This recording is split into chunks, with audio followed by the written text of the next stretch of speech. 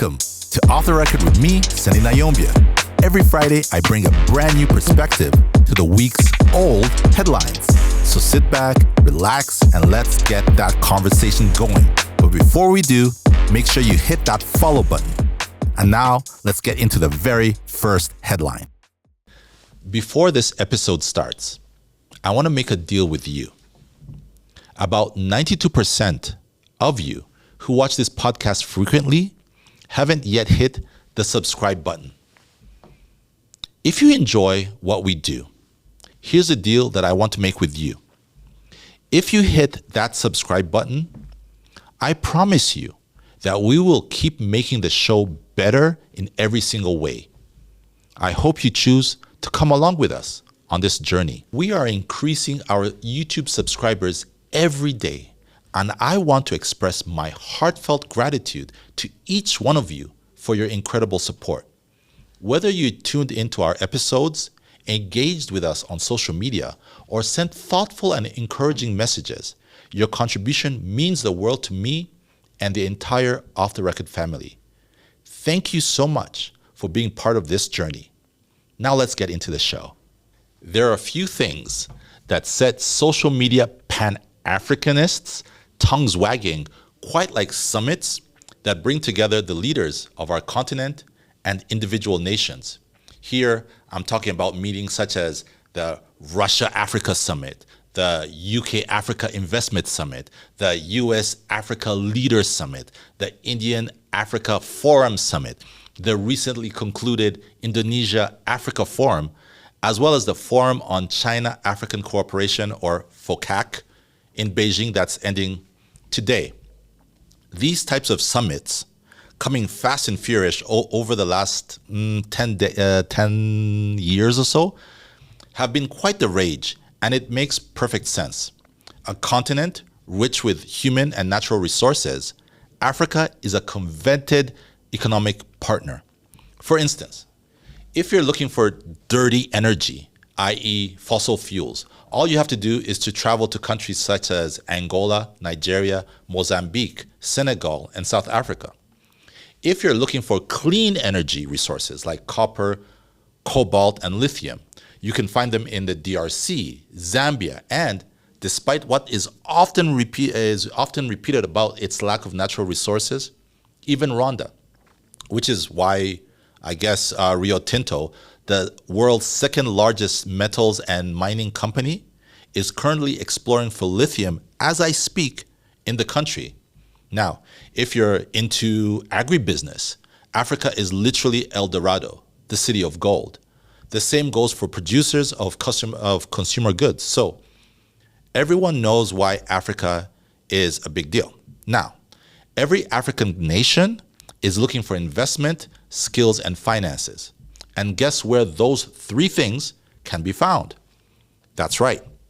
In the US, in the UK, in Russia, China, and yes, even Indonesia.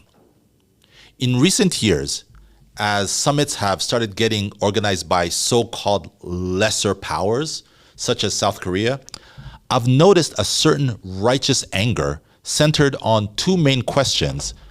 This righteous anger from these Pan-Africanists.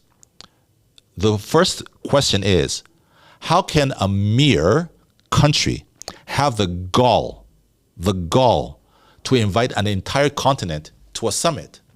And the second question is, how can an entire continent's leadership fly to that meeting?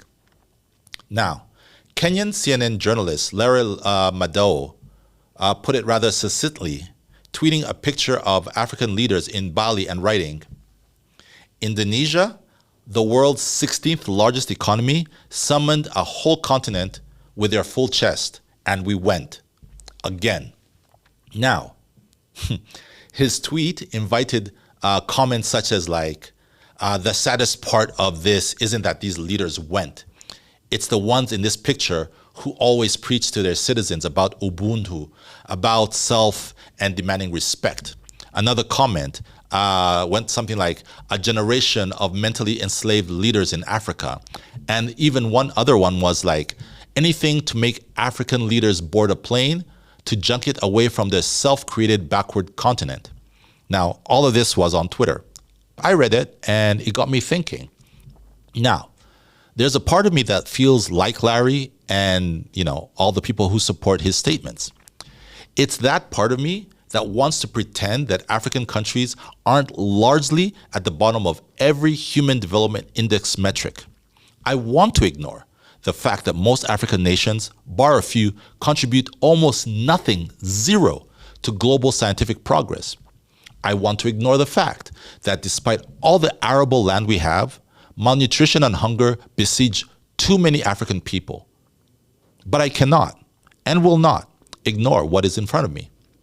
We can either continue to pretend that we can see the emperor's new clothes and behave like we have no issue with our underdevelopment, or we can face the challenges of our reality head on. As President Kagame remarked in Bali, African countries can gain a lot from a closer relationship with, say, Indonesia, a country with a population of over 275 million people and a gross domestic product of $1.37 trillion. That's right, not billion, trillion dollars. There could be trade, educational, and scientific exchanges. Now, the same goes for Russia, China, India, the US, and the UK. However, the operative word is can. Now, if some African leaders choose to waste those trips doing God knows what, does it mean that those summits are useless? No. Personally, and now I'm speaking personally, as a Rwandan, I have no issue with my president flying across the world to sit down with leaders from across the globe and look for partners to help fuel Rwanda's development. Why do I have no issue? Perhaps it's because I trust the president. I trust that that President Kagame is doing the job we mandated him to do, which is to lead us to prosperity, and to do it by all means necessary. Now, one of the things I love most about living in Africa, and particularly Rwanda, is the fact that I don't have to deal with white ignorance and white supremacy on a day-to-day basis. So when I travel to places like North America and Europe, I know that I have to accept the fact that I, as a black man, I'm not seen as being fully human. I have to walk with a permanent smile just so that I don't scare little white ladies. I have to avoid eye contact with law enforcement. And I have to accept that if I enter a store to buy new clothes, I'm looked at as a potential thief. Now, because of all those issues, I absolutely have no wish to live in those countries. I travel there simply because I often have no choice but to do so. Sadly, here's the thing that I do recognize. Even if I stay far, far away from those countries and those people, because of the nature of the world, even here in Kigali, the white power structure still attempts to lord it over us. Late last month, 2 US senators, one Republican and one Democrat, decided to poke their noses into Rwandan affairs. Why? Because of Rwanda's partnership with the Basketball Africa League and the NBA, the National Basketball Association.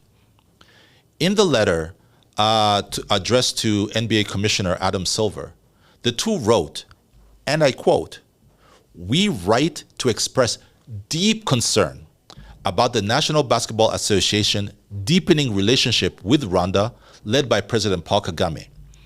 It seems, and this is still part of the code, it seems that the NBA is choosing to continue developing relationships with dictators and despots." Now, calling my president brutal, they go on and on and on, accusing Rwanda of stifling expression and murdering people. Now, what is particularly abhorrent to me is when they ask the NBA to answer a list of questions by the 3rd of September. Now, these questions, which are 100% racist in my view, included these two. First question, what steps is the NBA taking to improve the lives of the Rwandan people, including those subject to human rights abuses by President Paul Kagame's government? Think about that. That's question number one. Question number two, how is the NBA ensuring that it adheres to international standards and laws on forced labor and human trafficking as it develops the league's infrastructure in Rwanda? As if we have issues with human trafficking. Come on now. I call these questions racist because they are fully grounded in the idea that a black African government could never care about improving its citizens' lives and protecting them. Secondly, they are also grounded in the fact that some outside white entity needs to come and oversee the blacks, almost acting like some kind of referee. Ladies and gentlemen, that was what colonialism was all about. So, first of all, let me try to talk to the senators directly. First of all, the NBA is here in Rwanda, in Africa, to do business, not to be Africans' judge and jury, not to be Rwanda's judge and jury. Secondly, where in the world do these two senators get the balls to point fingers at Rwanda? I know we have our own issues, but the U.S. isn't some paradise on earth, no matter what Hollywood is trying to portray to the world. Every day, every single day, when I switch on the news, it seems that another black person is dying at the hands of American police. American children are being shot in school. Their prisons are full of innocent people, and the streets of their major cities are riddled with crime and decay. That's America. Now, the less I talk about corruption in their political system and the harm their foreign policy has caused all over the world, the better. But I guess that's the thing with white supremacy. It's not logical or fair. And because of that white supremacy, two unremarkable politicians can point fingers at Rwanda, even though they probably can't find Rwanda on the map of Africa. I guess that's what white supremacy is all about: ignorance and stupidity. Now, before I say I bid farewell to everyone for this week, I want to talk about hero worship, and especially hero worship as it pertains to celebrities.